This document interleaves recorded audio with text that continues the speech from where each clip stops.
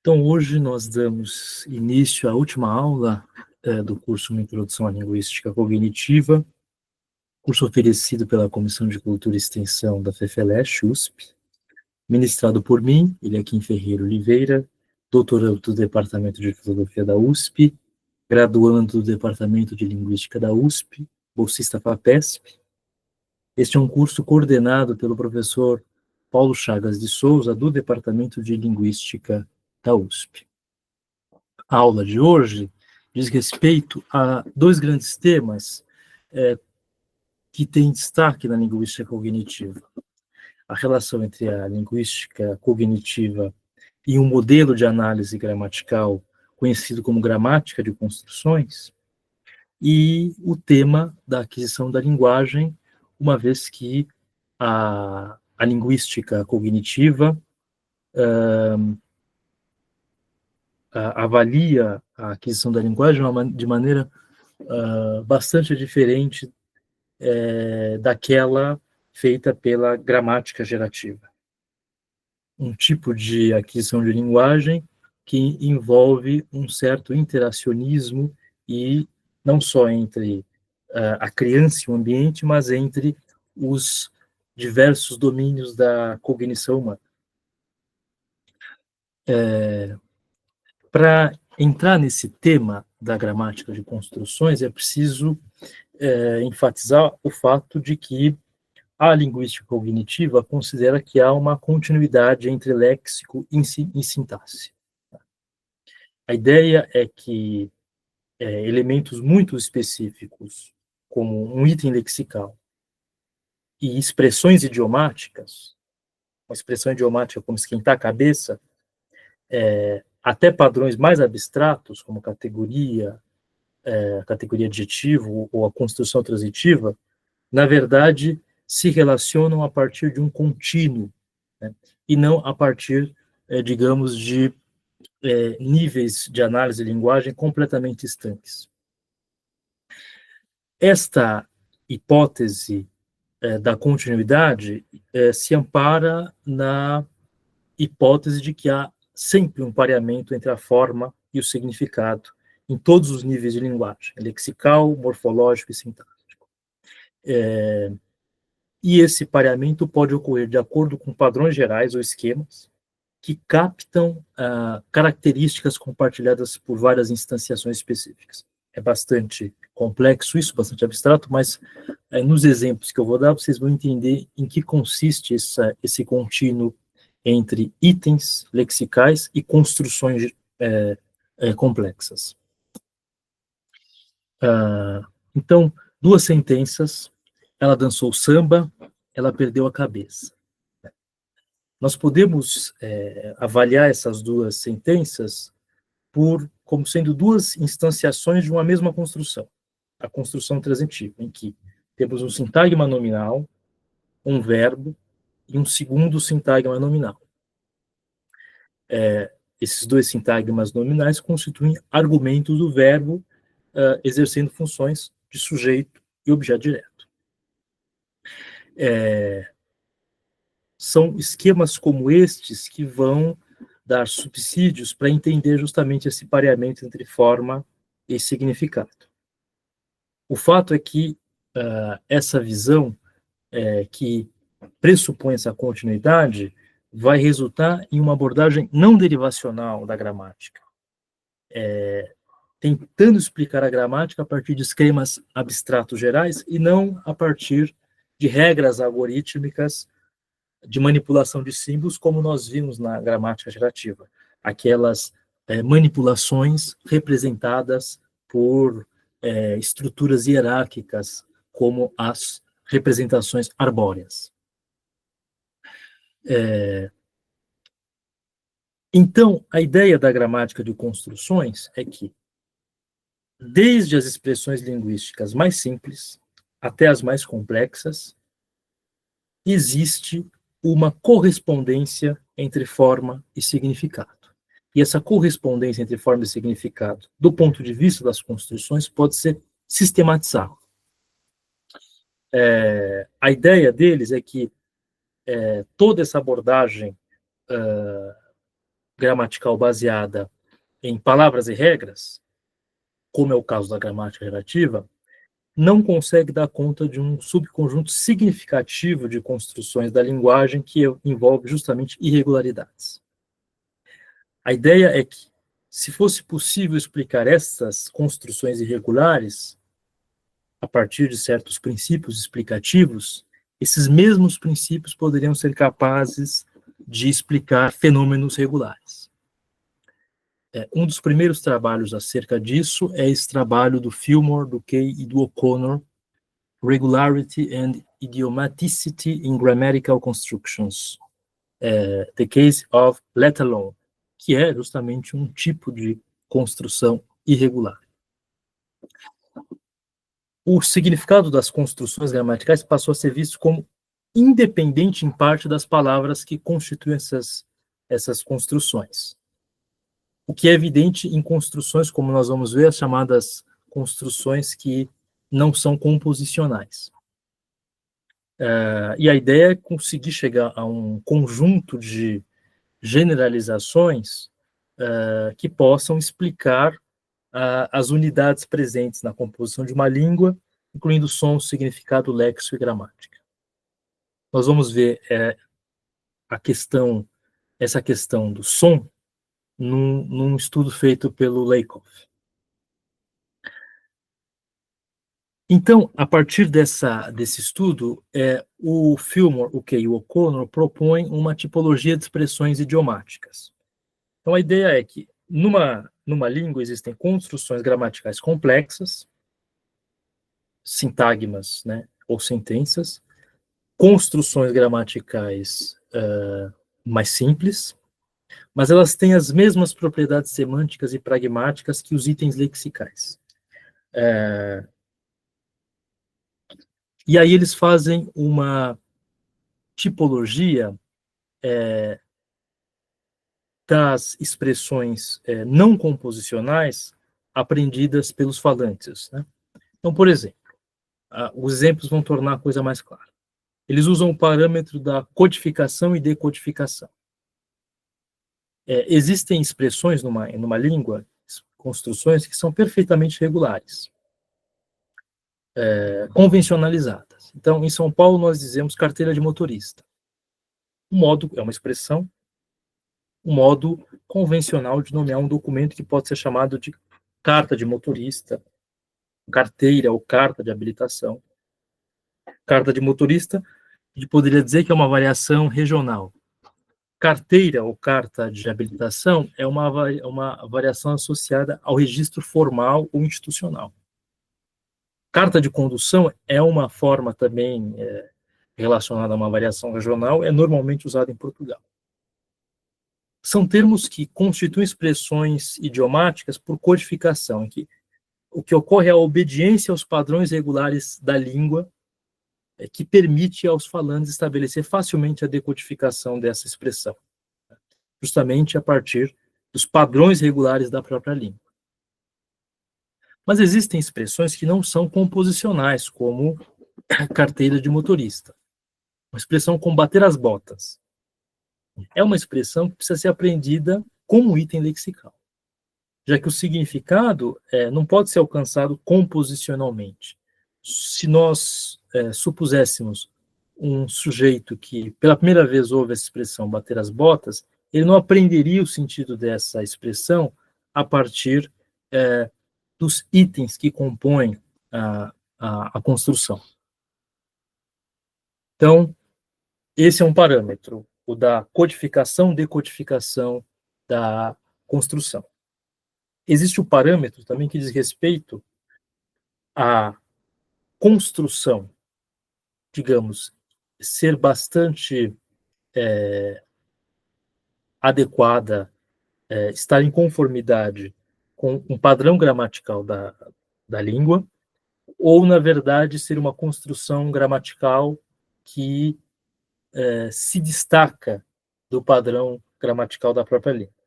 Então, por exemplo, tem uma expressão cortar um dobrado, que é passar dificuldades.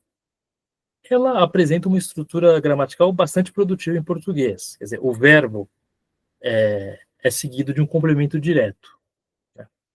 Um verbo transitivo seguido de um complemento direto. Essa estrutura é muito produtiva em português. E informa essa expressão cortar um dobrado. Mas existem expressões idiomáticas que são extragamaticais no sentido de que não obedecem às regras usuais da gramática, como a expressão de mais a mais, né, que é bastante idiosincrática e não reflete uma regra sintática geral da língua.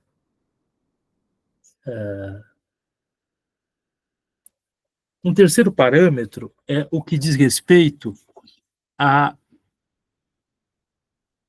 pensando nesse esquema das construções, é o que diz respeito ao preenchimento das posições previstas na estrutura sintática. Daí o parâmetro da expressão idiomática, substantiva ou formal. Quando ela é substantiva, todas as posições são preenchidas, né? É o caso de uma expressão como entornar o caldo. Ela é uma expressão pronta, em que todas as posições previstas da estrutura sintática são preenchidas. Ele entornou o caldo, quer dizer, é preenchido o parâmetro dos sintagmas nominais e o parâmetro do sintagma verbal. Mas existem expressões idiomáticas formais, que elas não vêm prontas, mas elas criam uma moldura que pode ser preenchida por diversos itens lexicais. Um exemplo dessa construção é a construção quanto mais em português. Exemplos. O aluno não entende matemática, quanto mais física. Ele não consegue lavar a louça, quanto mais cozinhar. O comediante não chega a ser inteligente, quanto mais engraçado. São exemplos que ilustram a produtividade em português da construção. X quanto mais Y. Em que X e Y são espaços vazios que podem ser preenchidos por diferentes itens lexicais. Essa é a análise feita pelo Fillmore, pelo Kay e pelo O'Connor. O Lakoff realiza um estudo bastante interessante naquele livro de 1987, o Women, em que ele percebe que, na verdade, nas próprias construções existe uma organização radial, não radical como eu escrevi aqui, mas uma organização radial, em que pode-se, de uma determinada construção prototípica, se derivar outras construções. E um exemplo que ele dá, o estudo que ele realiza é acerca do deítico em inglês, there. E aí ele avalia várias expressões com essa construção deítica. Ele conclui que existe uma construção central, tal como nessa expressão. There's Harry with the red jacket on. Quer dizer, seria algo como, lá está Harry com sua jaqueta vermelha. Existe uma construção que destaca o elemento perceptual. There goes the bell now. Lá vai a campainha agora. O elemento discursivo. There's a nice point to bring up in class. Seria algo como, aí está um bom assunto para abordar em aula, para trazer para aula, né? Locativo existencial. There goes or less hope. Lá se vai nossa última esperança. Início de uma atividade. There goes Harry meditating again. Quer dizer, lá vai o Harry meditando de novo. Uma construção de entrega. There's your pizza ready to go. Quer dizer, aqui está a sua pizza pronta para sair. De modelo ideal. Now there's a great center field. Quer dizer, agora aí está um grande meio de campo. Exasperação. There goes Harry again, making a fool of himself. Lá vai o Harry de novo, fazendo papel de bobo. Foco narrativo.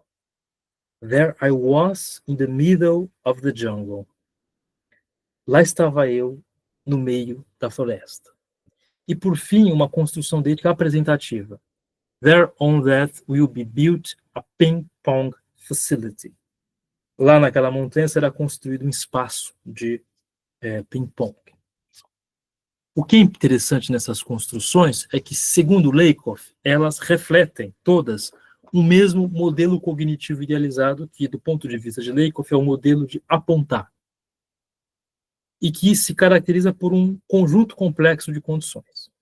Então, determinada entidade existe e está presente em um lugar acessível ao campo visual do falante. O falante dirige sua atenção para essa entidade. O ouvinte está atento às imediações do evento de fala, mas não está com sua atenção focada na entidade e pode ter percebido sua presença. O falante dirige a atenção do ouvinte para o local específico onde a entidade se encontra. Essas condições todas sustentam a construção deítica central. Quer dizer, todas essas características se encontram nessa construção deítica central. There's Harry with his red jacket on. Entretanto, a partir desse modelo cognitivo idealizado de apontar, que inclui essas características, é possível derivar outras construções com base em mapeamentos metafóricos específicos, como nós vimos na aula acerca de metáforas e metonímias. Quer dizer, a construção perceptual, por exemplo, envolve as metáforas. Espaço perceptual não visual é espaço físico. Essa daqui, né? There goes the bell now. Percepções são entidades. Realizado é distante. Prestes a ser realizado é próximo. Ativação é movimento. Quer dizer, a partir de esquemas metafóricos como esse, é possível de uma construção deítica central, no interior desse modelo cognitivo idealizado de apontar, chegar a uma construção derivada por metáfora. E Lakoff propõe que a construção existencial com there deriva da construção deítica central. Então, essas duas construções podem parecer similares, né? There's a new Mercedes across the street. Lá está um Mercedes novo do outro lado da rua. There's been a man shot.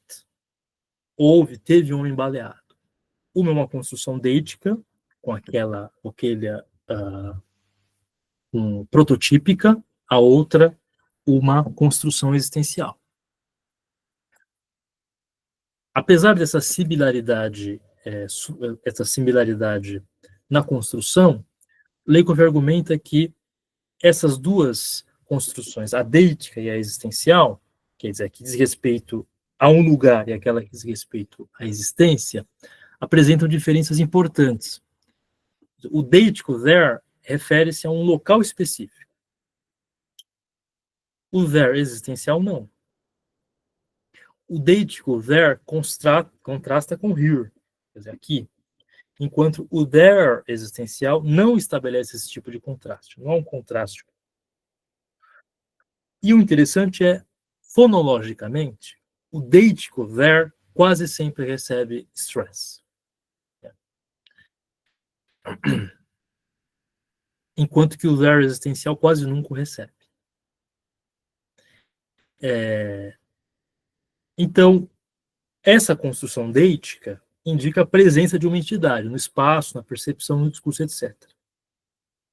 A construção existencial, por deslocamento metafórico, também indica a presença no espaço, mas é um espaço mental no qual uma entidade conceitual pode ser localizada. Então, essa é uma análise bastante interessante que o Lakoff realiza das construções. Uma análise, percebam, muito diferente daquela realizada pela gramática gerativa, uma análise que leva em consideração justamente estipar entre a forma e o significado da construção. Alguma pergunta até aqui?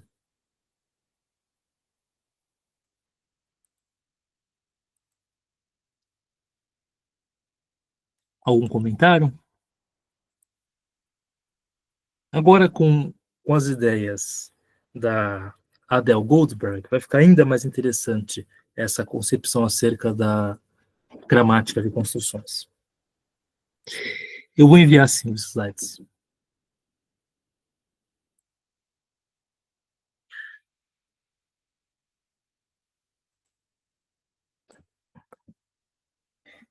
Então, uma importante linguista, Adele Goldberg, publica alguns trabalhos acerca de construções de estrutura argumental. Esses dois trabalhos, Constructions e Constructions at Work, The Nature of Generalization in Language. Ela também parte dessa ideia de que, né, ela é influenciada por essa ideia de Lakoff, de que construções gramaticais semanticamente estruturadas, são semanticamente estruturadas e se organizam radialmente, no sentido de que há uma construção, há uma construção que carrega uma estrutura semântica prototípica, a partir da qual outras podem ser derivadas. E Goldberg prioriza a extensão da abordagem construcional das expressões idiomáticas irregulares para as construções regulares. Ela também vai propor uma taxonomia que pode explicar, sob princípios semelhantes, tanto construções regulares quanto construções irregulares. E ela foca justamente na estrutura argumental, né? Ou seja, essas construções compostas por um verbo e pelos argumentos do verbo. Essa é uma foto da Adele Goldberg.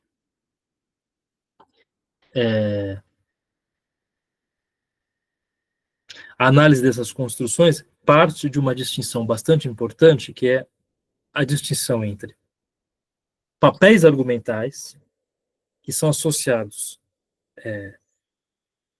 à estrutura da construção, vamos dizer assim, que é um elemento sintático, e papéis participantes, assim chama a autora, mas que, creio eu, poderiam também ser chamados de papéis temáticos, que dizem respeito aos papéis associados aos verbos.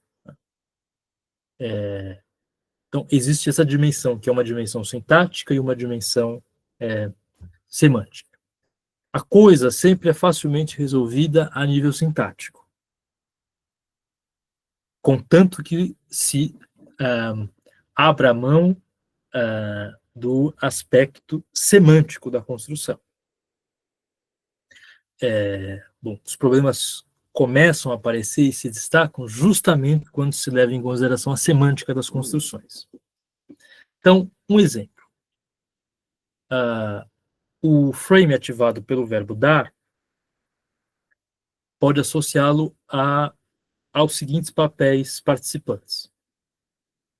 Ele ativa um agente, um paciente e um recipiente, ou aquilo que também se costuma chamar um benefactivo.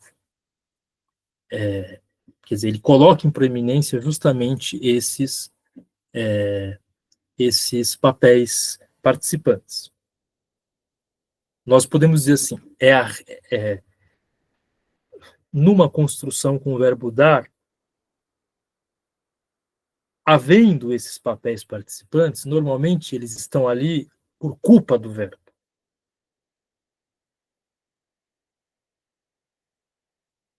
Vai haver casos, nós veremos, em que a culpa não é do verbo, vamos dizer assim, mas é da construção. Então, vamos avaliar uma sentença como esta. O presidente deu a minuta do golpe ao general. Então, o presidente é agente, a minuta do golpe, paciente, ao general, recipiente. Podemos entender que o agente é o iniciador volitivo da ação, o paciente é aquele que sofre o efeito da ação ou muda de estado, e o recipiente é aquele que se beneficia da ação. Estes papéis participantes, eu repito, são ativados, perfilados pelo verbo dar. Mas pode não haver uma correspondência, e muitas vezes não há, entre os papéis participantes, papéis temáticos, e os papéis argumentais. Os papéis argumentais, diferente dos papéis temáticos ou participantes, que são ativados pelo verbo, no caso dessas construções argumentais, os papéis argumentais são previstos não pelo verbo, não necessariamente pelo verbo, mas pela construção. Então, a sentença. O ministro da Justiça guardou a minuta do golpe para o presidente? Se nós pensarmos nos papéis participantes que o verbo guardar ativa, teremos o seguinte: ativa um agente e um paciente. Então, eu guardo o livro, certo? O agente, eu, o livro, o paciente. E nesse caso, o verbo já está, vamos dizer assim, do ponto de vista argumental, saturado. Mas nessa sentença, há um recipiente para o presidente, que não é uma contribuição do verbo. Segundo Goldberg, é uma contribuição da construção. É um papel argumental que é culpa, é responsabilidade da construção. A partir disso, pode perguntar.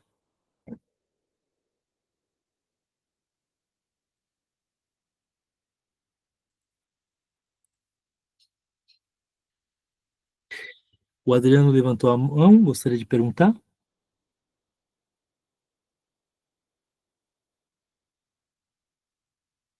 Tá certo.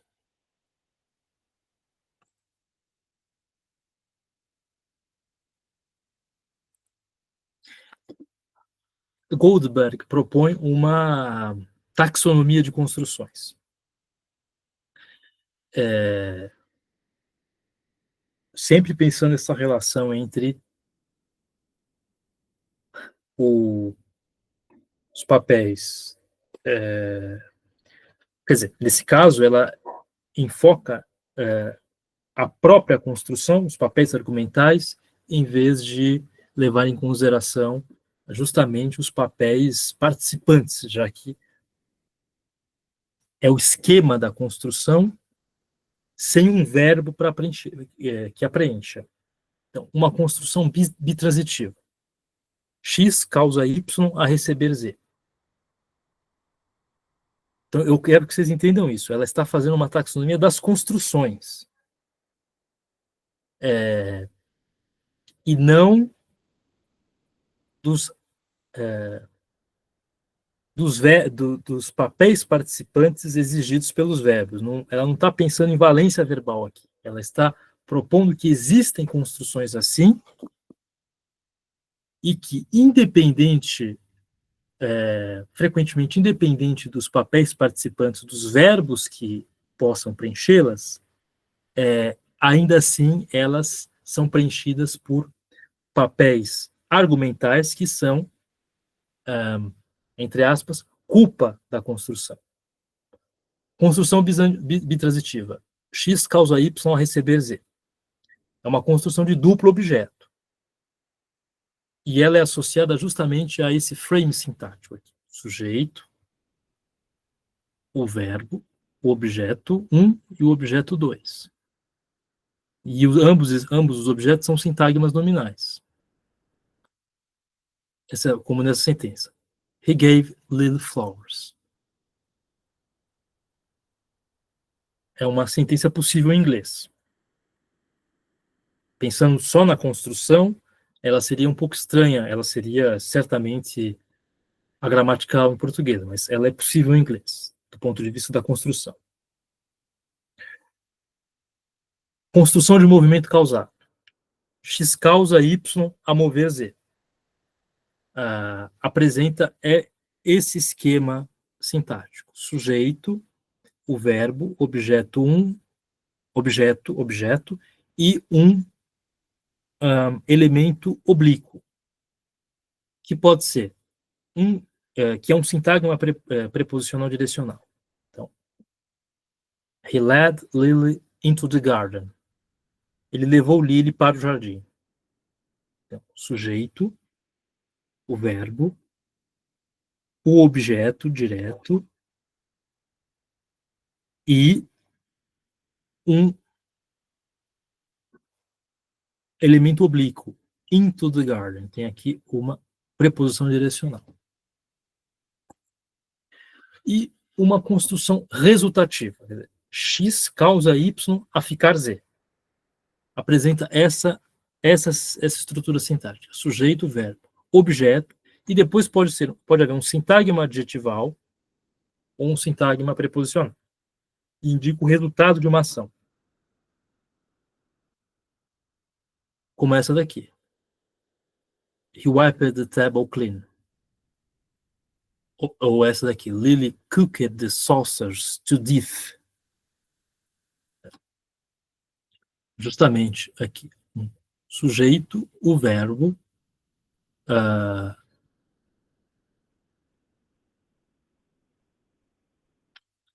o sintagma preposicional.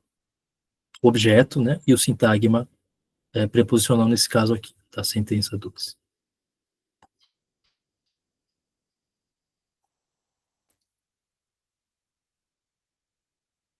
Então, o que há aí, vocês percebam, é um par entre a forma,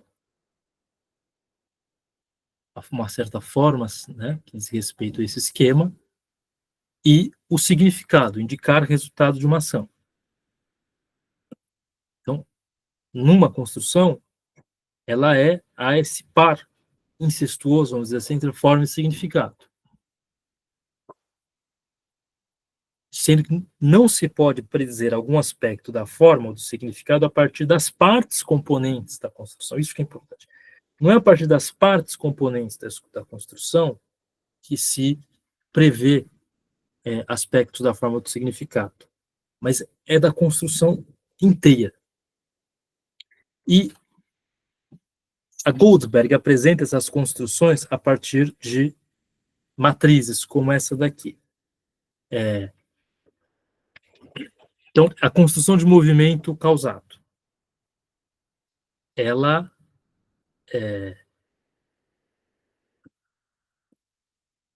do ponto de vista semântico,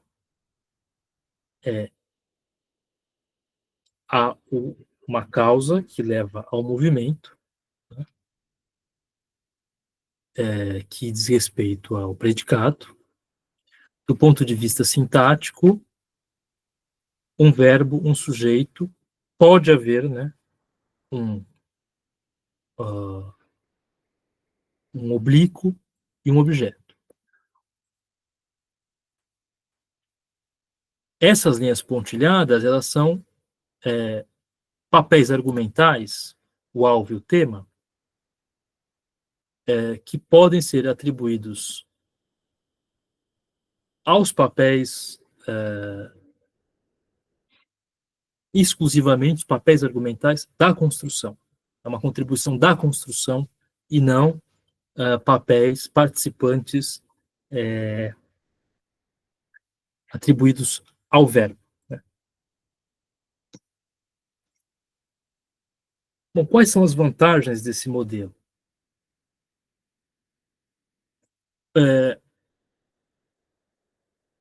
Uma vantagem interessante é que eu posso descartar o estabelecimento de vários sentidos distintos para um mesmo verbo. Uma abordagem lexicalista vai entender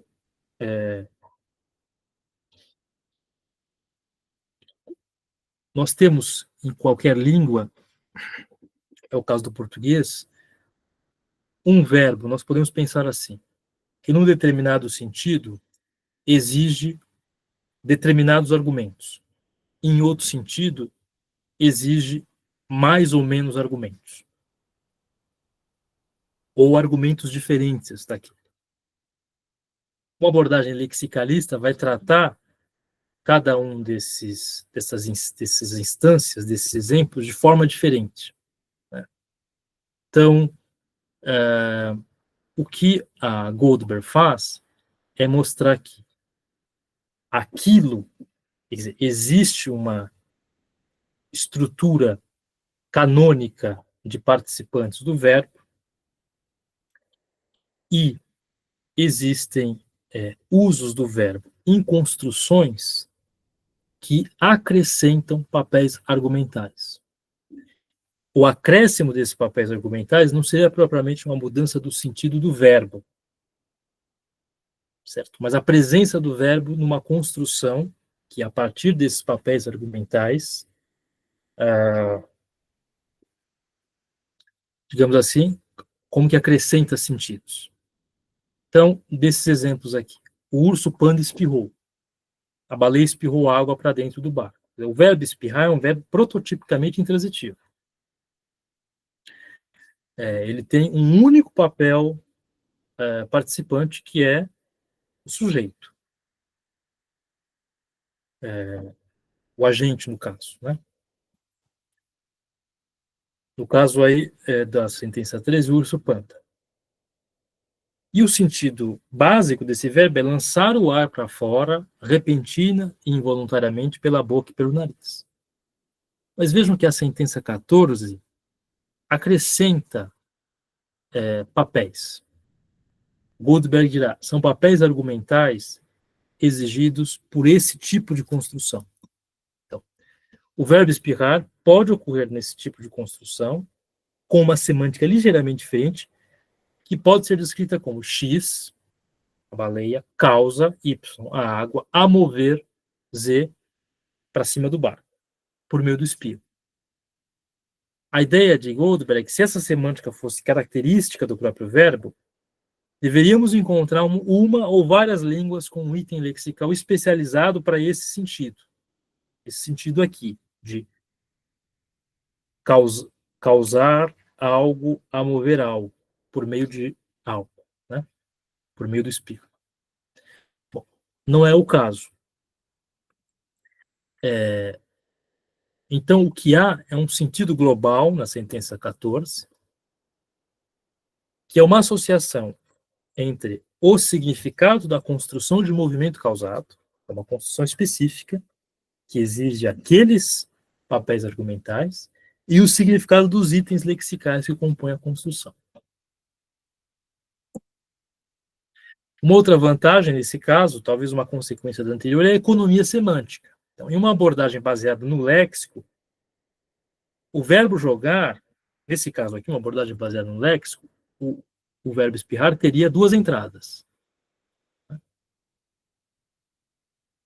Já no caso de um verbo como jogar, ele teria pelo menos 4 entradas lexicais com sentidos diferentes. Quer dizer, o menino jogou a bola. O atleta jogou a bola no cesto. O apresentador jogou brindes para a plateia. Só gosta de cassino quem joga. Não seria necessário, do ponto de vista da gramática de construções, estabelecer uma proliferação de sentidos verbais para explicar a diferença entre essas construções. Né? Então, postula-se que o verbo mantém o mesmo sentido em todas as construções. E a diferença de significado resulta de semânticas construcionais, semânticas trazidas por diferentes construções, que seriam representadas, podem ser, desse modo. No caso de 15, o menino jogou a bola. Seria uma construção do tipo X age Y, uma construção transitiva. O atleta jogou a bola no cesto. X causa Y a mover Z. É uma construção de movimento causado, que tem a sua semântica própria. O apresentador jogou brindes para a plateia. X causa Y a receber Z. Uma construção dativa.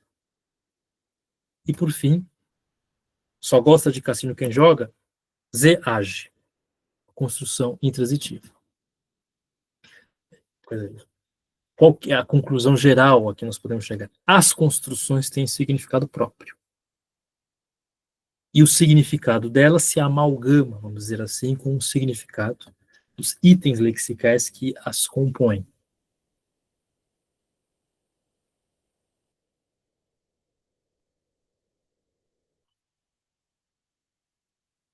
Bom, alguma pergunta até aqui?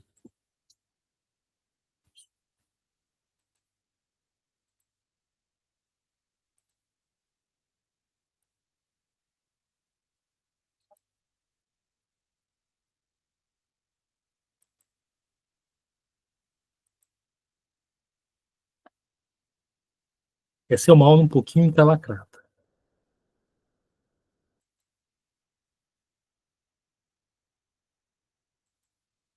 A Goldberg pensa também em algo bastante interessante que diz respeito a redes construcionais. As construções elas se relacionam entre si a partir de certos princípios psicológicos relevantes. Então, Goldberg percebe uma coisa: se duas construções são sintaticamente relacionadas, estas construções podem ser motivadas semântica ou pragmaticamente. Esse é o chamado princípio da motivação maximizada. Se duas construções são sintaticamente distintas, tais construções devem ser também distintas semântica ou pragmaticamente. Então, vocês vejam justamente o contínuo do qual eu falava entre níveis de análise da linguagem.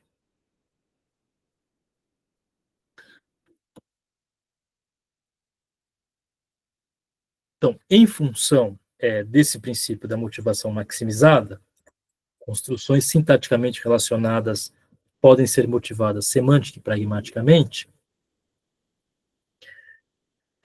A Goldberg percebe que existem relações de herança entre determinadas construções. Ela chama essas relações de herança de laços polissêmicos. Então, a construção de movimento causado pode apresentar os seguintes sentidos: X causa Y a mover Z. Esse é o sentido central. Vejam como essa análise se assemelha à análise feita pelo Lakoff. Então, ela levou o carro para a oficina. É uma construção de movimento causado, poderíamos dizer, canônica.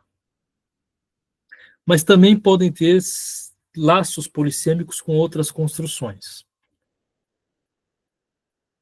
Condições de satisfação acarretam X causar Y a mover Z. Então, ele mandou sua ajudante ao supermercado. Pode ser também. X autoriza Y a mover Z. O chefe admitiu um funcionário na equipe. X previne Y de mover Z. A garota trancou o amigo na cozinha. X auxilia Y a mover Z. O rapaz guiou os estrangeiros ao ponto turístico. Então, os sentidos de B a E, segundo Goldberg, estabelecem laços de herança polissêmica a partir do sentido central, que indica prototipicamente movimento causado. Nesse caso, poderíamos dizer que há aí deslocamentos metafóricos, a partir de uma construção prototípica. No caso da herança, todos os exemplos apresentam diferenças relacionadas ao fato de que o movimento pode ser real ou pretendido, permitido ou proibido, e assim por diante. É uma análise semelhante, muito semelhante à que Lakoff fez com relação às construções em que há o deitico there. Em português, um estudo que poderia ser feito, e efetivamente foi feito, é com relação ao verbo ter. Porque o verbo ter, ele também apresenta uma série de sentidos em português, a depender das construções em que ele se encontra. Pode ter a ver tanto com existência, quanto com posse, quanto com possuir uma determinada característica, etc. O estudo sobre isso, deixa-me ver aqui, é um estudo bastante interessante.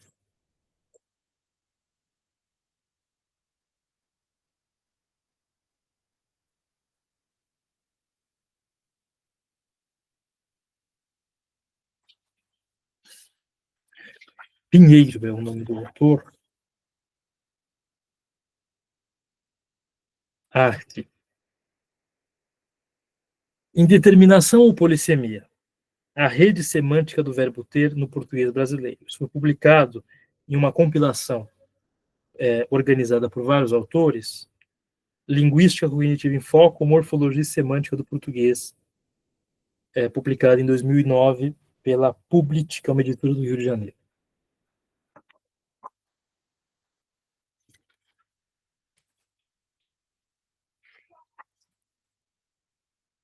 Alguma questão até aqui?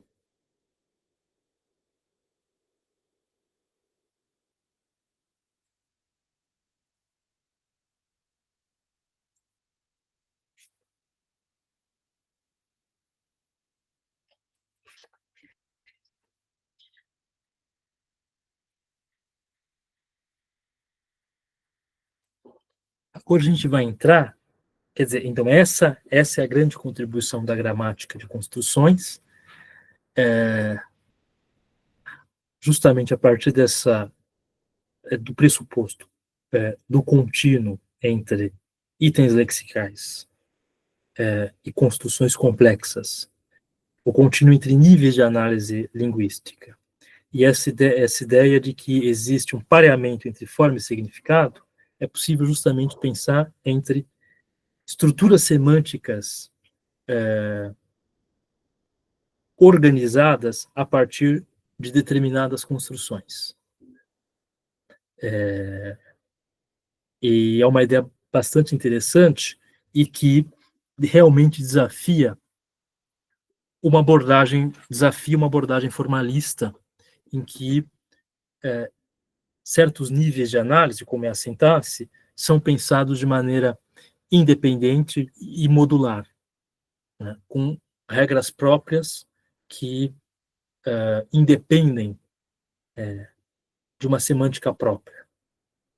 É impossível, na gramática gerativa,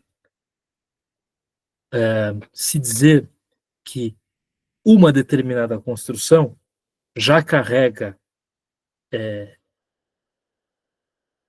uma estrutura semântica específica, própria dela, certo?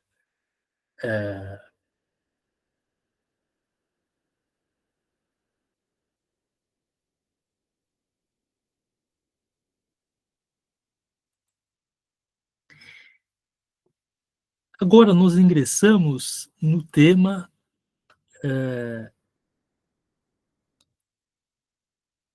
de como a linguística cognitiva lida com a aprendizagem e com a aquisição de linguagem.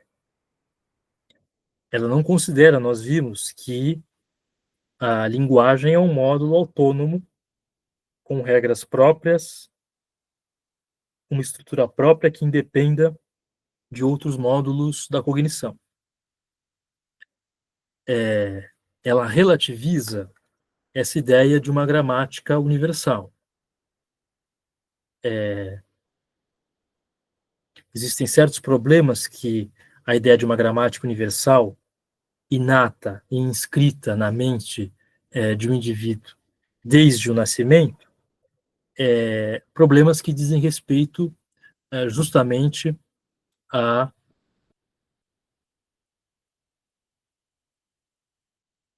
como se dá a mudança e a complexificação da linguagem ao longo da vida de um indivíduo. Nós vamos abordar dois problemas que acabam sendo, eu não diria resolvidos, mas já não são mais um problema para a linguística cognitiva, justamente por ela se basear numa interação entre componentes cognitivos numa interação entre os indivíduos e, nesse sentido, em um modelo baseado no uso, e não em um modelo baseado em uma gramática universal inata. Para contar essa história, é preciso entender também em que contexto surge uma proposta como a proposta inatista de Chomsky. Então, em 1957, um psicólogo americano, o Burroughs Frederick Skinner, publica um livro intitulado Science and Human Behavior, em que ele defende um modelo de aquisição de linguagem, que é baseado em certas teses próprias daquilo que ficou conhecido como behaviorismo e que dizem respeito a o condicionamento por estímulo e resposta, que é algo totalmente, vamos dizer assim, empírico, né? E que não faz nenhuma referência à mente enquanto uma estrutura anterior à experiência e já com uma forma, uma forma e uma determinada dinâmica própria. E, aliás, busca, inclusive, realizar uma espécie de uma proposta epistemológica de não fazer uso de nenhum termo que seja teórico. Sempre lidar com termos observacionais. A ideia deles é que as crianças aprendem grupos de palavras por meio de princípios de associação. E, quer dizer, elas associam estímulos a determinadas respostas e induzem, no sentido de que generalizam, né, aquele estímulo para novas instâncias, novos casos, novas circunstâncias. É um modelo empirista, digamos assim, do cur, né? Bom, essa é uma foto do Skinner. Eu cito uma passagem em que o Skinner discute essa questão, para não, digamos assim, não ser injusto com ele. Neste livro de 1957, lá pela página 336, essa edição em inglês. Na resposta verbal, os garotos correm, o M final em correm é em parte um tato fragmentário sob o controle de aspectos específicos de uma dada situação. As propriedades relevantes são sutis, mas incluem a natureza de correr como uma atividade, em vez de um objeto ou uma propriedade de objeto. 2. O caráter plural do que está ocorrendo. E 3. O caráter presente da atividade.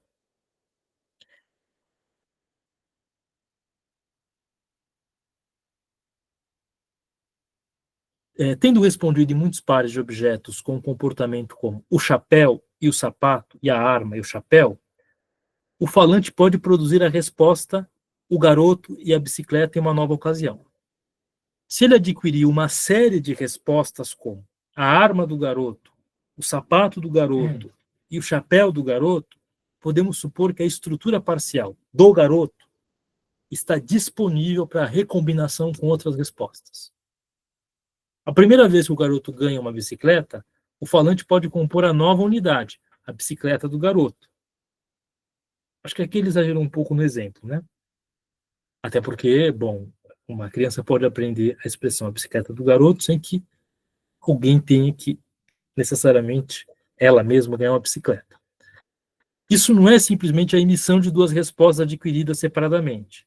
Os aspectos relacionais da situação fortalecem uma estrutura e aspectos específicos da situação fortalecem as respostas que a ele se ajustam.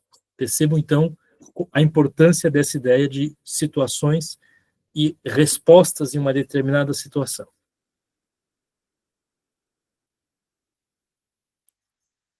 Um outro livro publicado mais ou menos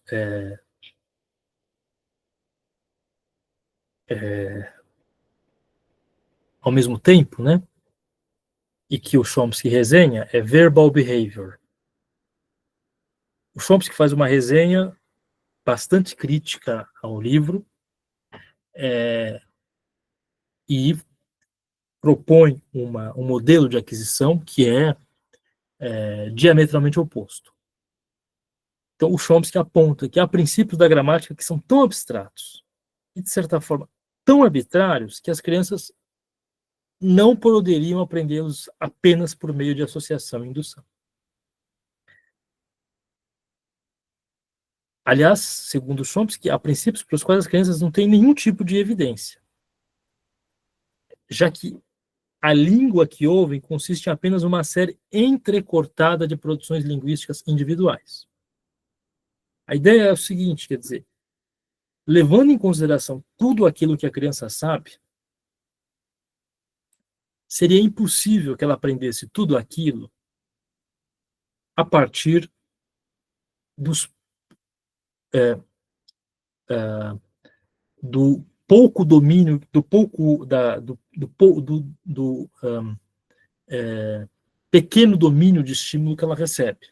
A ideia é que ela aprende muito mais do que recebe de estímulo, e em um tempo relativamente curto.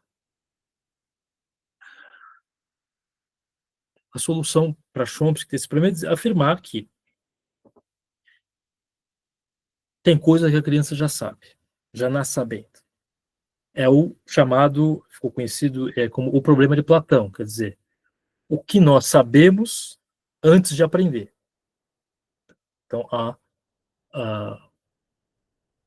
um diálogo de Platão, o Mênon, em que Sócrates, para mostrar que conhecimento é reconhecimento, quer dizer, nós já chegamos ao mundo com determinados conhecimentos, ele pede que o interlocutor chame o escravo, um escravo que nunca passou por instrução formal, e a partir de certas perguntas, ele leva o escravo a demonstrar um teorema geométrico.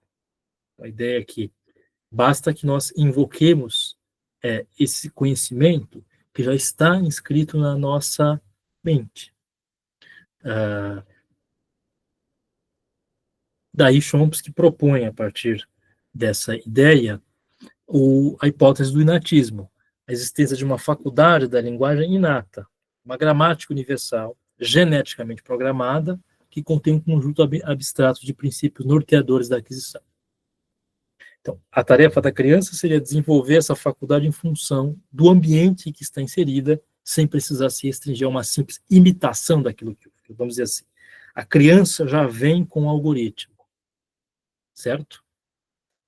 É esse algoritmo que permite que ela seja, como ela é, demasiadamente criativa do ponto de vista linguístico. Uma ideia interessante é que a quantidade de sentenças que podemos produzir, a quantidade de sentenças possíveis é infinita. Todos os dias nós, em princípio, ouvimos, lemos ou proferimos uma sentença que nunca tínhamos ouvido, lido ou proferido. É porque isso vale para a criança também, porque já há, digamos ali, um mecanismo, segundo Chomsky, de geração de sentenças. Esse mecanismo é inato. É importante dizer também que, bom, Chomsky trava um debate com Skinner. Vamos dizer assim que a tradição reconhece que Skinner saiu perdendo. Mas o Chomsky também travou um debate com o Piaget, que era um interacionista.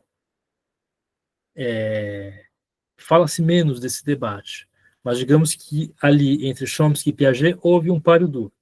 Então, um livro que trata dessa questão, trata do debate, apresenta o debate, e comentários ao debate de investigadores, cientistas que tratam da questão das teorias da linguagem, das teorias da aprendizagem, né? É este livro aqui, Jean Piaget e Noam Chomsky debatem teorias da linguagem, teorias da aprendizagem com Gregory Bateson, Jean-Pierre Changeux, Maurice Godelier, Bärbel Inhelder, François Jacob e muitos outros. São vários, na verdade,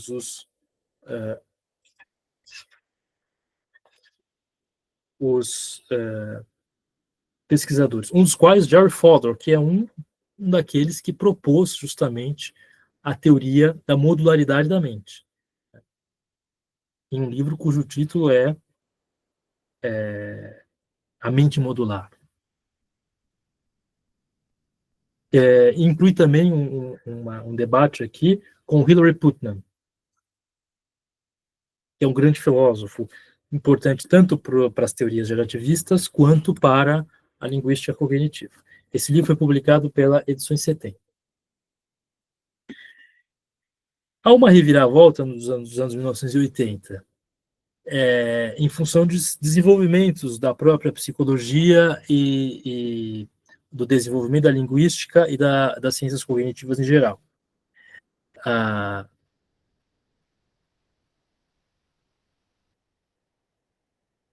Digamos assim, pesquisas que mostraram que é possível explicar vários estágios de desenvolvimento cognitivo das crianças sem que recorrer a uma gramática universal. Essas pesquisas defendem que as crianças têm à sua disposição mecanismos de aprendizagem poderosos que vão muito além da simples associação ou indução seca, propostas pelo behaviorismo. Então, essas pesquisas mostram que o behaviorismo tem limites, tal como Chomsky havia também mostrado. Porém, essas pesquisas desenvolveram teorias da linguagem plausíveis e rigorosas que caracterizam a competência do adulto de modo muito mais próximo da competência da criança do que o modelo gerativo supunha, demonstrando que a meta da aquisição não é tão distante de seus estágios iniciais quanto se acreditava antes. Então, há um afastamento radical do modelo skinneriano e há um redimensionamento da competência adulta e uma relativização da noção de pobreza de estímulo. Não é que Chomsky será totalmente jogado fora, não, porque leva-se em consideração que há certos mecanismos da cognição que são inatos, de fato.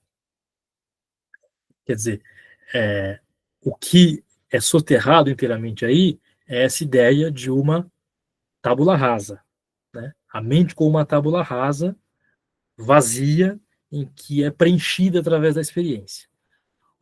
Um filósofo importante do século XVII, Leibniz, que já vai ser uma discussão antiga, né? Essa discussão é uma discussão antiga.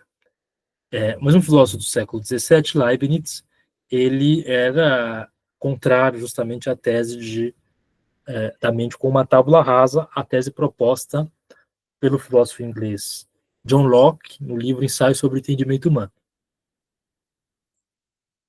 E aí ele dizia assim, o Leibniz, e bom, a ideia do Leibniz muito se aproxima da ideia desses estudos, quer dizer, ele dizia assim,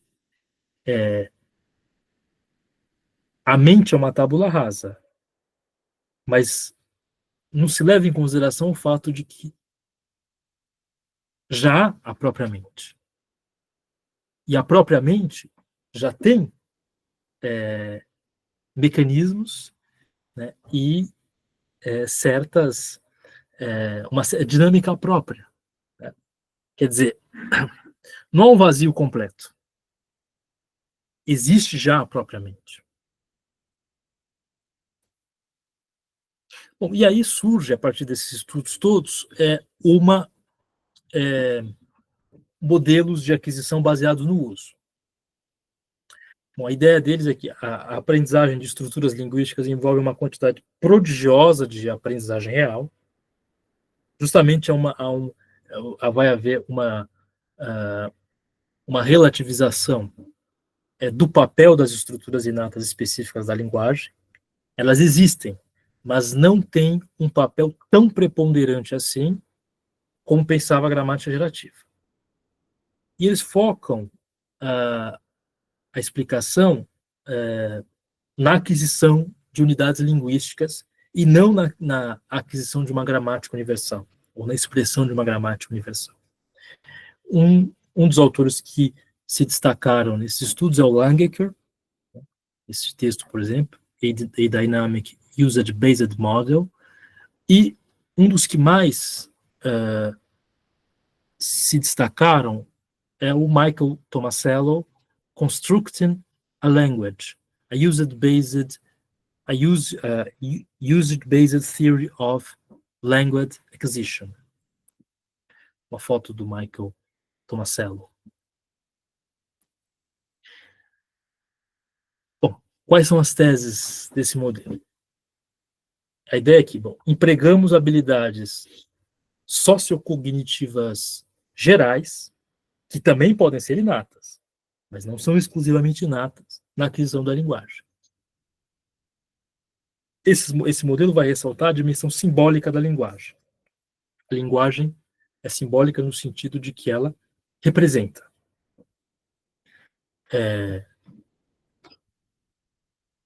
Existe, claro, um condicionamento biológico aí, quer dizer, essa habilidade de nós nos comunicarmos simbolicamente é uma adaptação biológica da nossa espécie. Quando usamos símbolos para a comunicação intersubjetiva, nós encadeamos esses símbolos em sequências. Esse encadeamento leva ao surgimento de padrões de uso e esses padrões de uso se consolidam em construções gramaticais. Então, se levarmos em consideração essas ideias, construções que são comuns em muitas línguas, a construção passiva, a construção resultativa, a construção de sintagma nominal, são concebidos como símbolos linguísticos que apresentam significados particulares.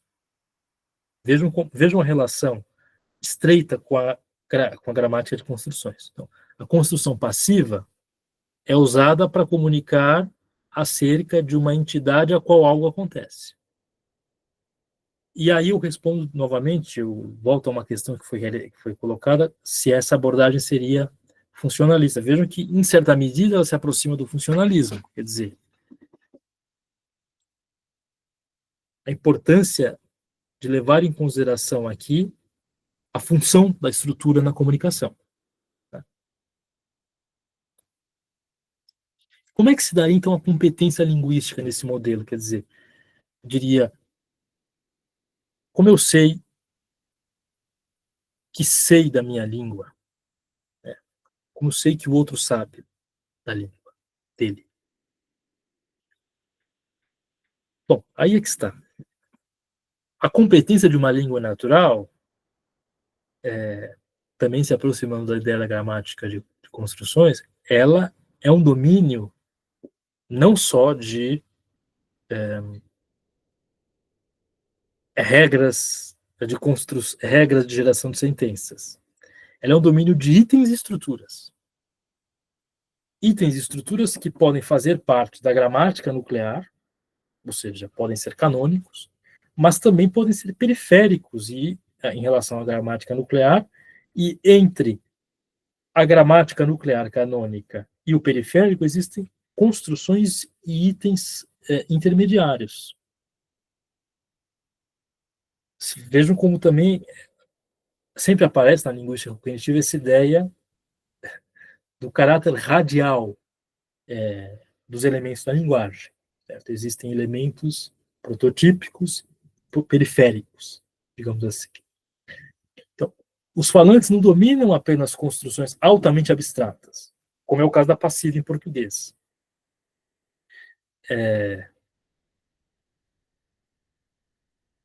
Mas eles dominam também expressões concretas baseadas em palavras ou sintagmas individuais. Exemplos. Cumprimentos ritualizados. Tudo bem? E aí nós respondemos, tudo bem, e a conversa segue. Expressões idiomáticas. O homem deu no pé.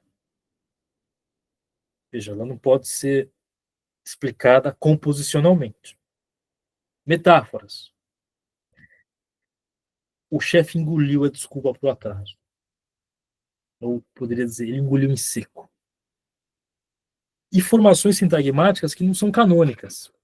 Essas formações que tanto usamos em português. Que tal? Que tal um sorvete? Que tal uma cerveja? E assim por diante. Percebam, então, que o inventário das construções que das quais podemos ter domínio para ter competência vai de construções canônicas, da gramática nuclear até as mais periféricas.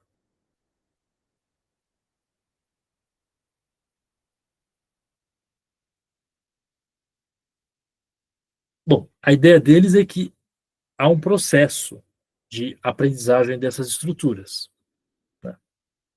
A partir de itens iniciais que a criança aprende. Esses itens iniciais constituem símbolos linguísticos com significados particulares, que originam, no decorrer do processo de gramaticalização, o conjunto de construções gramaticais do repertório adulto, que são as estruturas mais complexas e também simbólicas. Então, as crianças adquirem a linguagem por meio da aquisição de construções, que constituem unidades linguísticas de tamanhos variados e com graus crescentes de abstração. À medida que o tamanho e a abstração dessas unidades aumenta, a criatividade linguística também começa a emergir de forma.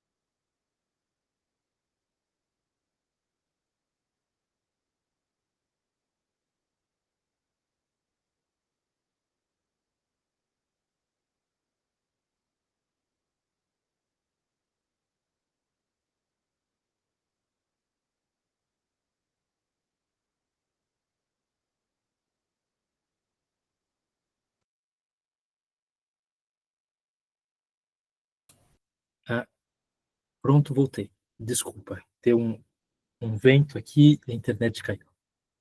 Mas acho que vocês estão me ouvindo bem, né? Sim. Tá certo. Então eu vou continuar aqui.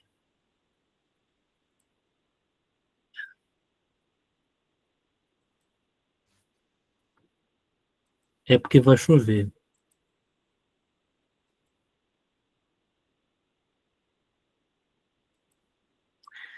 Continuando aqui. Bom, se eu cair novamente aqui, se eu desaparecer, é por conta dessa instabilidade do tempo. Eu devo ter parado aqui, né? Essa ideia de que as crianças adquirem a linguagem por meio da aquisição de construções, que são unidades linguísticas de tamanhos variados e graus crescentes de abstração, e à medida que o tamanho e a abstração dessas unidades aumenta, a criatividade linguística também começa a emergir de forma compatível com o evento de uso em curso.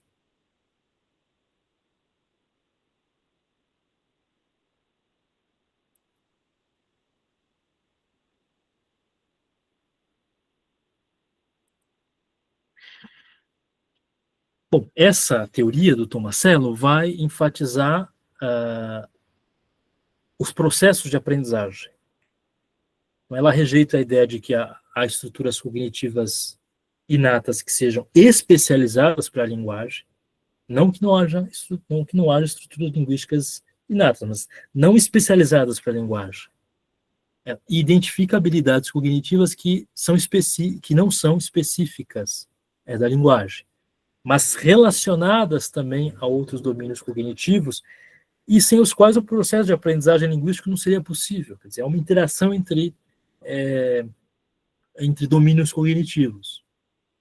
Duas habilidades linguísticas gerais são fundamentais para o processo de aprendizagem e envolvem justamente esses outros domínios cognitivos. Um deles é a identificação de padrões e a leitura de intenções. Então, em que consiste a identificação de padrões? Eu vou dar antes um exemplo de um experimento que foi realizado pelo Safran, Wesleyan e o Newport em 1996 e que dá subsídios para pensar essa caracterização da identificação de padrões segundo Tomasello. Então, esses autores eles descobriram que aos 8 anos, aos 8 meses, os bebês reconhecem padrões em estímulos auditivos. 8 meses. Então, eles apresentam às crianças 2 minutos de fala sintetizada consistindo de palavras sem sentido, tais como pidacu, padoti, colabu, tupiro.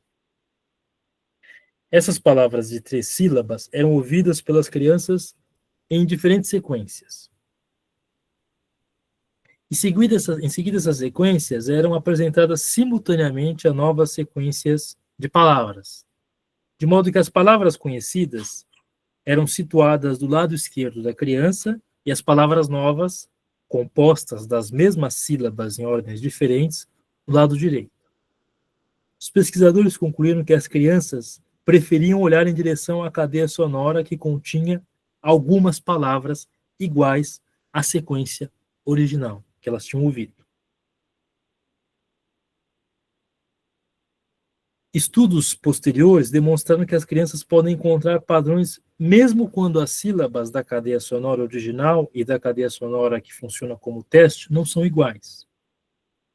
Descobriram que crianças de 7 meses de idade expostas por um período de 3 minutos a sequências de palavras trissílabas sem sentido com padrão ABB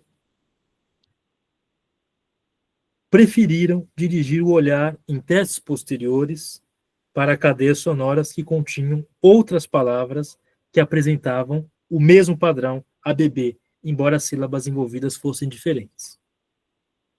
Por exemplo, então, elas ouviram uididi, delili, e aí o que lhes chamava a atenção? Palavras como Bapopô, ele tem o mesmo padrão. ABB. Resultados similares foram obtidos por Gomes e Gerken, trabalho de 1999, em relação a crianças de 12 meses. Então, o que se conclui desses experimentos é que as crianças apresentam habilidade de identificação de padrões muito antes de começarem a adquirir as primeiras palavras. A partir desses estudos, o Tomasello elenca características. Isso aqui. Mas tu acha que tu não consegue pegar? Isso. Sei. O Tomasello. Então? Isso não importa, né? Pensando Se tiver um projeto. O Denis está com o áudio aberto.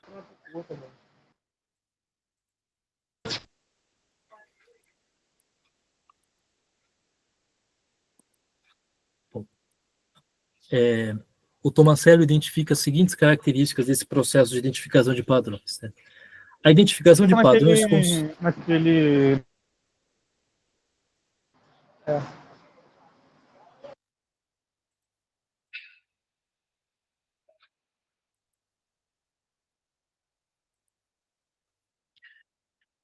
A habilidade de reconhecer padrões e realizar análises estatísticas em sequências perceptuais, como nesse experimento que eu citei, incluindo a cadeia sonora que constitui a linguagem.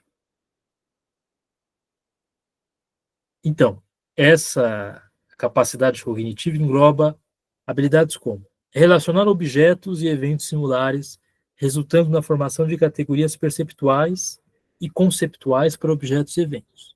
Habilidade de formar esquemas sensoriomotores baseados na percepção recorrente de ações. É o reconhecimento de habilidades sensoriomotoras básicas e reconhecimento de ações com eventos, tais como engatinhar, andar, pegar um objeto e assim por diante.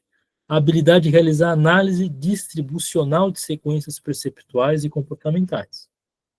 Identificação e reconhecimento de combinações recorrentes de elementos em uma sequência, de modo a identificar e reconhecer sequências.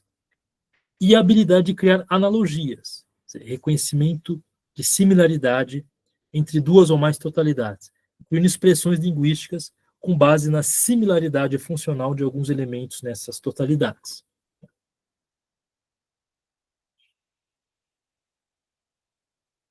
Essas habilidades são necessárias justamente para que as crianças identifiquem padrões no modo como os adultos usam símbolos linguísticos em diferentes contextos e, a partir daí, possam construir as dimensões gramaticais abstratas da competência linguística humana.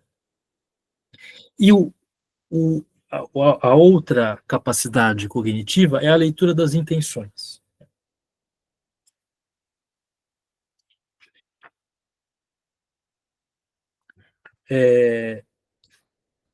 A habilidade de perceber as outras pessoas como agentes mentais que podem ter crenças, inclusive falsas crenças, sobre o mundo. Por exemplo, a habilidade de compartilhar atenção com outras pessoas em relação a objetos e eventos de interesse mútuo. Por exemplo, quando a criança e uma outra criança, um adulto, passam a prestar atenção em um mesmo objeto de interesse mútuo.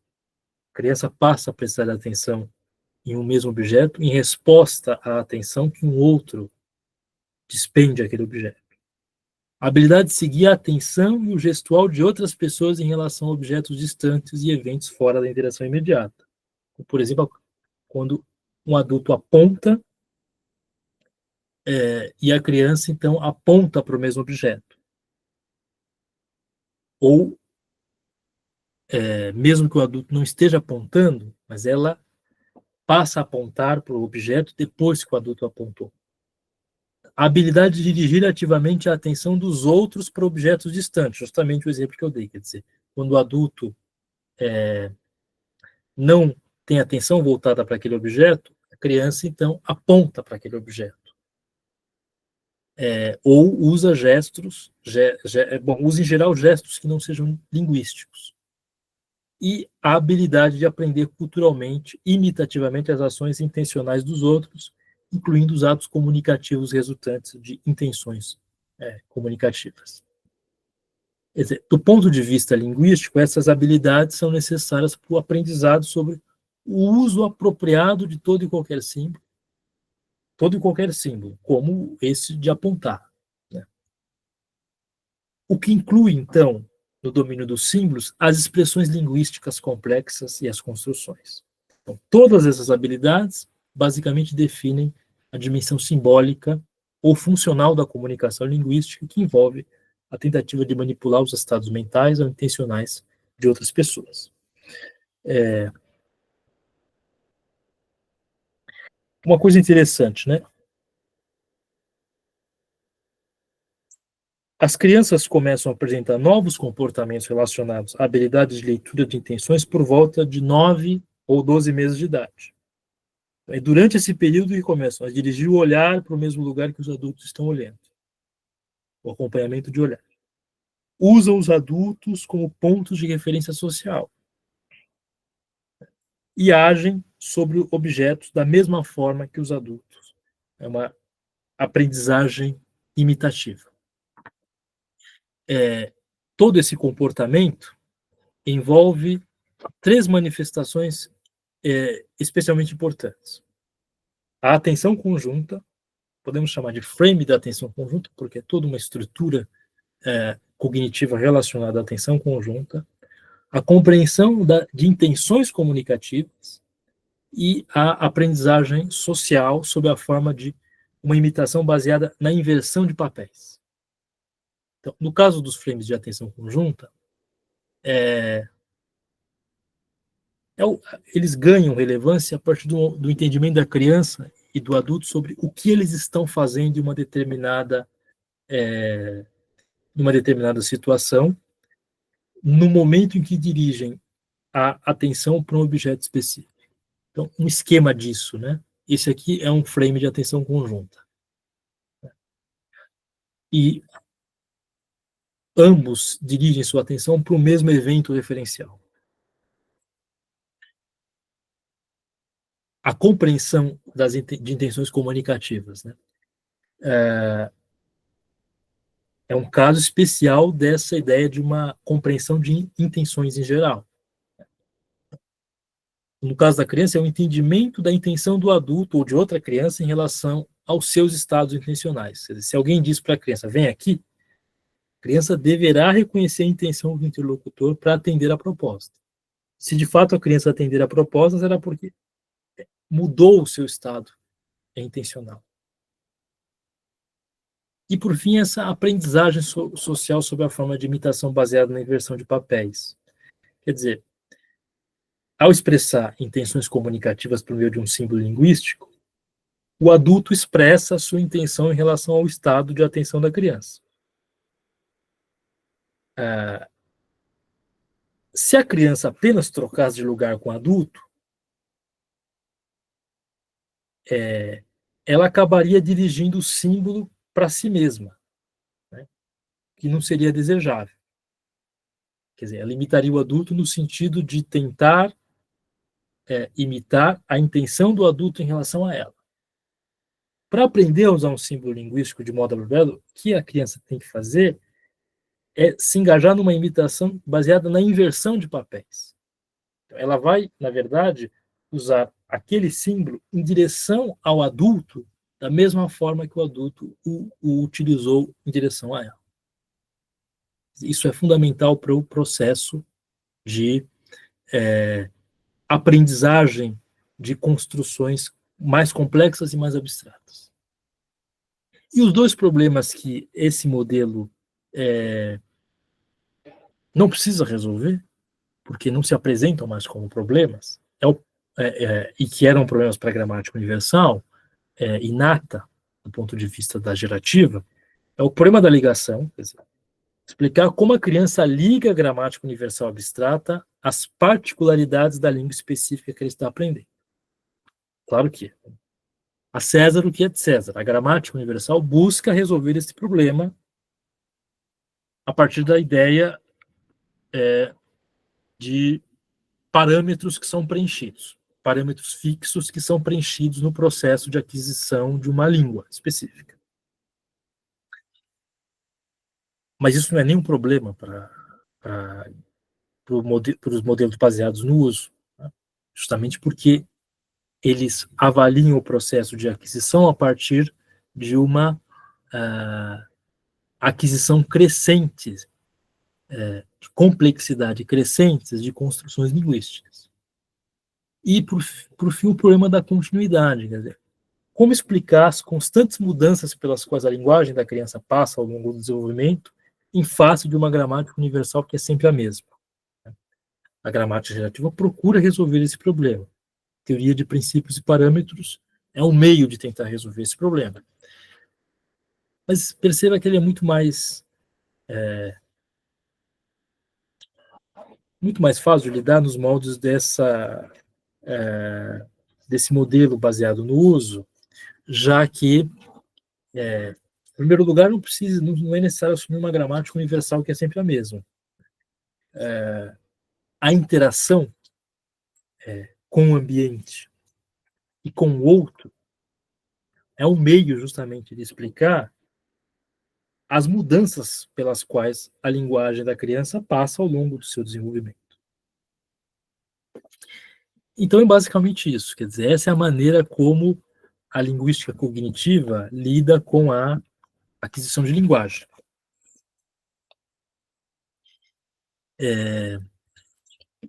Como ela se coloca em relação a outras teorias de aquisição, como o behaviorismo e como a gramática gerativa. Eu paro aqui a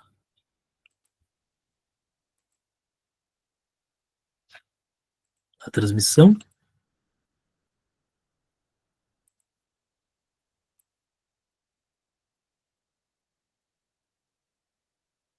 Tudo bem?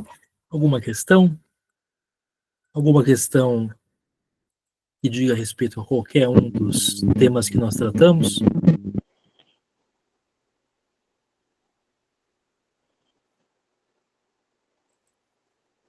Algum comentário acerca do curso?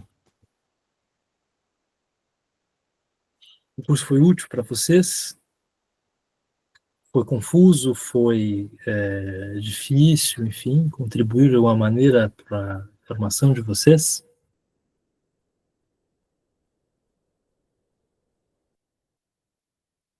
Bom, fico contente que tenha sido benéfico para vocês. E espero que, enfim, faça diferença na sua formação.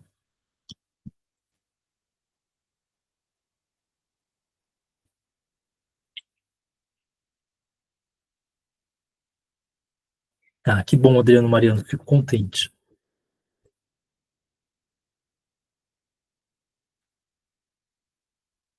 Fico feliz, Jefferson, Amanda.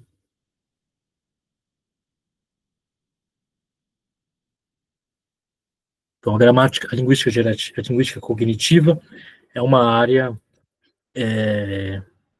relativamente recente, mas que vem com uma grande força na solução de problemas da linguística. Eu acho que ela tende apenas a crescer e tenho a impressão de que ela vem se tornando cada vez mais destacada em departamentos de linguística. Muito pela insatisfação, posso estar enganado, mas a insatisfação crescente que eu percebo com relação ao modo como a gramática gerativa aborda os problemas da linguagem. Eu não diria que um modelo suplanta o outro, né? Mas eu diria que todo modelo e toda teoria realiza um determinado recorte do real, faz uma determinada construção do objeto. No caso da linguística, é patente a maneira como uma teoria enfatiza determinados aspectos em lugar de outros, né? E o problema é sempre tomar um aspecto como se fosse a totalidade de toda a complexidade da linguagem, né? Então, a linguística cognitiva é uma dessas áreas que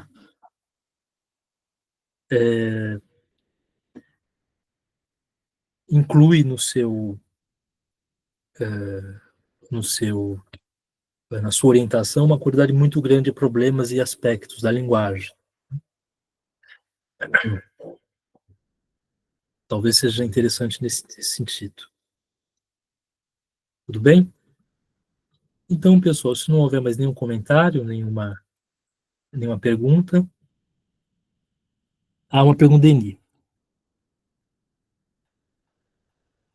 Bom, se já chegamos ao mundo com certos conhecimentos, baseado nisso, podemos dizer que as próximas gerações serão mais inteligentes ou trarão mais conhecimentos? Pois é, eu não sei. Eu tendo a crer que, bom, se nós já chegamos com determinados conhecimentos, a ideia é que esses conhecimentos são universais, né? São os mesmos para todos.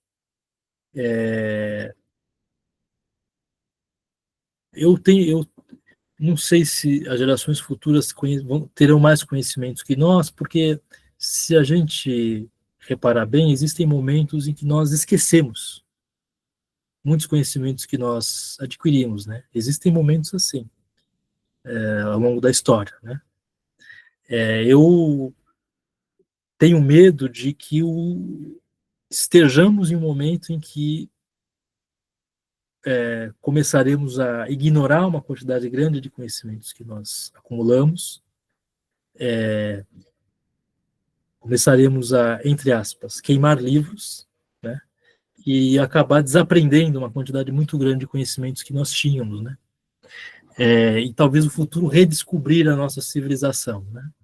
Eu tenho um receio de que isso aconteça, quer dizer, tem havido uma cruzada, né, contra no mundo, né, no Brasil, em por tantos países do mundo, uma cruzada contra o conhecimento, contra a universidade, contra as humanidades, né? Porque o que as humanidades fazem, se não, eu vejo a coisa assim, se não, é o caso da filosofia, se não constituírem guardas, né? Eles são determinados guardas de uma quantidade de conhecimento que a gente veio adquirindo ao longo do tempo, né? É interessante, né? Um físico não se importa muito com as teorias que já não são mais úteis. Então, físico não se interessa muito pelo modelo ptolomaico. Provavelmente vão ser os filósofos e os historiadores que vão tentar entender qual foi o sentido daquilo para o desenvolvimento da humanidade. Mas o que há hoje é uma cruzada contra as humanidades. Então, vocês viram que o Donald Trump começou a censurar expressões em determinadas teses, né? Eu acho que é possível sim que a gente não progrida, que a gente tenha um hiato, quer dizer, esqueça que haja todo um movimento político de grande poder para que nós perdamos assim o acesso a uma quantidade muito grande de conhecimento. Talvez uma próxima Idade Média. Eu não quero fazer também futurologia aqui, mas é possível que aconteça, né? Não houve na Idade Média uma redescoberta do mundo antigo que eles desconheciam, porque não sabiam mais grego, porque os textos estavam no Oriente, a Europa já não tinha mais acesso àqueles textos, depois teve uma grande redescoberta desses textos, né? Quem sabe, né? Então, a resposta é possível. Espero que eu tenha satisfeito a sua curiosidade, mas enfim, é uma pergunta difícil, não tem.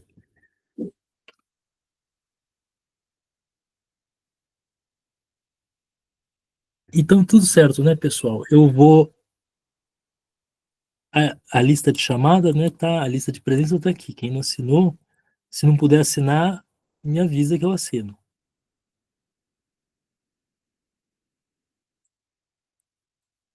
Tudo bem? Então, é isso, pessoal. Tenham aí um bom, um bom ano e tá certo. Eu assino o seu nome, Luciene. Bons estudos a todos. Tchau, tchau.